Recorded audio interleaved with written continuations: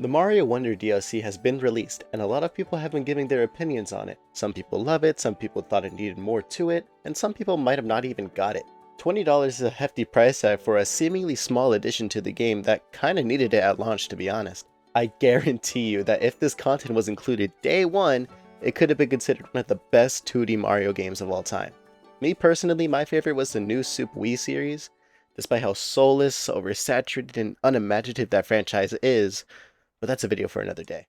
The Super Mario Bros. Wonder Switch 2 Edition plus Meetup in Bella Bell Park Upgrade Pack includes a new area called Bella Bell Park, which includes new co-op minigames, versus minigames, and online minigames that you can play with your friends on the couch or through online. They also added these new training levels that have conditions that are necessary to beat the level, like using a specific badge, not touching the coins, not touching enemies, beating it in a certain amount of time, and staying invincible throughout the entire level. These could also be played with multiple people if you wish to do so. I personally love these levels. I think when there's an official way to play the game with conditions, like the difficult badges, it incentivizes you to actually try the challenges instead of doing it yourself. Things like hardcore Minecraft or one-hit modes in other games adds a natural layer of difficulty that feels more fulfilling than to put those restrictions onto yourself. If there was one thing that I could add to this aspect of the DLC, it would be to make a mode that puts these game-changing badges on you permanently, or to add that not touching a coin rule or touching the enemy rule to the entire game.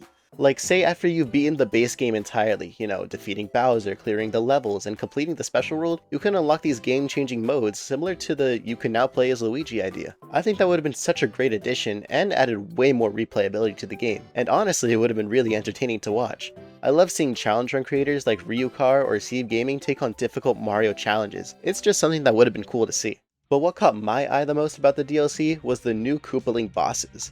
The Koopalings returned to the Mario franchise to take the Bella Bell flowers and cause chaos or something, I don't know, it's a Mario game. They then use the Wonder Power to take a bunch of unique forms. Wendy becomes a Cheep Cheep, Lemmy's a clown, Larry's a crystal, Iggy's a plant, Roy is a flying Dutchman, Morton is a giant puppet, and Ludwig is a thunder god? This was what the game was missing. These bosses are all so fun and unique and even challenging for Mario standards. If you were on the fence about Mario Wonder, please get it with the DLC. The Bowser Jr. fights were just not it. They're repetitive, uninteresting, and even though I love Bowser Jr.'s Wonder design, it got old after seeing it for the 8th time after every single freaking world. So when we got this, I knew that the DLC would have been worth it, at least for me. Should this have been in the base game? Yes. Am I still happy we even got this? Yes! I know that 20 smackaroos is nothing to sneeze at. You could literally get Silksong for that price, but if you got the smackaroons to spare, it's definitely something you should consider. Before we get into the details of the actual fights, let's go through the history of the Koopalings themselves, because they were not loved by a fair amount of the Mario community for a long while, because of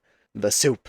But that's because whenever they were used, they were never done in creative ways. Only in New Super Wii did they have some level of uniqueness to them, and it was a welcome comeback after being gone since Super Mario World. Enter Wonder Bowser Jr. When this guy was first announced, people were happy that they finally had something that wasn't the 7 turtles. But now we just had the 1 turtle. 7 times. So now we have a new, even worse problem. I can say with certainty that the only issue I had with Mario Wonder was the lack of memorable boss fights. I missed my Koopalings, I missed my goat Lemmy. He's the guy I choose every time when I'm picking the Koopalings in Smash Bros. And they came back, but most importantly, in creative ways. Wendy still used her rings, but as portals to dart around the map. Lemmy used balls, but approaches entirely different from before. And some even had entire rebrands. Larry is all about crystals now, Roy is a dead pirate captain, and so on and so on. I forgot to even mention the music in these boss fights. They all slap and fit with the vibe really well. They even have harder versions of the fights that can be done in training mode, that are actually pretty hard. Right after writing the script, I learned about even harder secret levels that you can get after beating the 60 levels they show you. These ones are actually challenging, and it took me a while to beat, and I love them. This just goes to show that Nintendo can still make good boss fights. The Koopalings can be cool, it just needed $20. Regardless, this makes me excited for what Nintendo could do for the future of 2D Mario, especially with newer developers that could take more creative liberties with the franchise. Like, I would love to see the return of some new bosses from New Soup DS with a new twist. What form that will take will just be for us to wait and see. Most of all, I'd like to see something entirely different from what we saw in Wonder. Bring back the uniqueness every 2D Mario title had. Before the soup, every 2D Mario game had their own identity, their own art style, and ideas that built upon the last installment in ways you couldn't predict. Maybe the differences won't be as drastic in those games, but the idea of a new identity for every 2D Mario game going forward would be beautiful. This DLC has already made its impact on me, and this isn't even going into depth about the multiplayer stuff. I love it, and I enjoyed playing it with my brothers, especially the Phantom Tag game. They're all pretty fun and give some replayability to the game that it really needed to make it feel full. This also makes me excited for what else Nintendo has in store for this year. I still haven't gotten Pokopia, and the demo for Tomodachi Life Living the Dream has been very, very good. Not to mention Yoshi and the Mysterious Book, Fire Emblem Fortune's Weave, Splatoon Raiders, the rumored Star Fox game, and the Ocarina of Time remake. Even the Pokemon Winds and Waves coming next year. It's just a lot that's,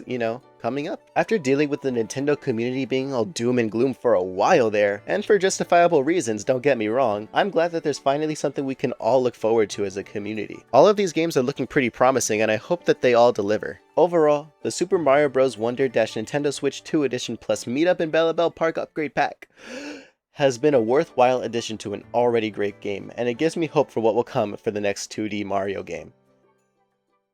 If you made it to the end of this video, thank you for watching. I just wanted to try a different kind of video here and maybe make more of this kind of style in the future. But let me know by liking, subscribing, and commenting and all that. And yeah, thank you all for watching, and I'll see you later.